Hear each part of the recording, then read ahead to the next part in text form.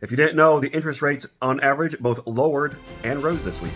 Let's check it out. So the data shows that the average Freddie Mac 30-year mortgage interest rate went down 0.01%, while the 15-year loan went up 0.01%.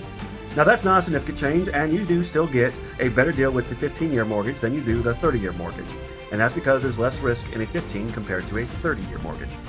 Now what is strange is that the lowest reported interest rates we saw this week went from 5.5 to 5.25%. But how does that compare with the historical standards? We'll check that out in a couple slides. Now as far as homes coming onto the market, going under contract, and closing, what you see here is a significant increase in homes that went under contract, which is really no surprise. Last week what we saw was a huge increase in homes that entered the market, and buyers showed that they're paying attention to that and they jumped on the great deals.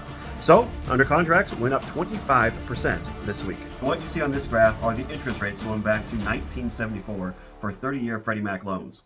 As you can see, we are well below the median, not only for the historical value, but we're also lower than the 30-year median, going back to rates as low as what they were in 2004. So if interest rates are so low, why is it that houses seem so unaffordable? Well, in all reality, it's not the house. If you take the monthly mortgage payment and you divide that by your monthly income, the median family is spending about 21%, which is perfect because the recommendation for wealth building as well as for adequate housing is to stay just under 25%. House poor is when you get over 30%. So if it's not the house, then that means it's the cost of everything else around us. As you can see here, the data going all the way back to 1974 shows that the median home value has outpaced the median salary. Now, these are both local statistics here in the Lynchburg, Virginia area. So what does that mean for you? Well, that means that the old proverb holds true. The best time to plant a tree was 30 years ago, and the next best time to plant a tree is today.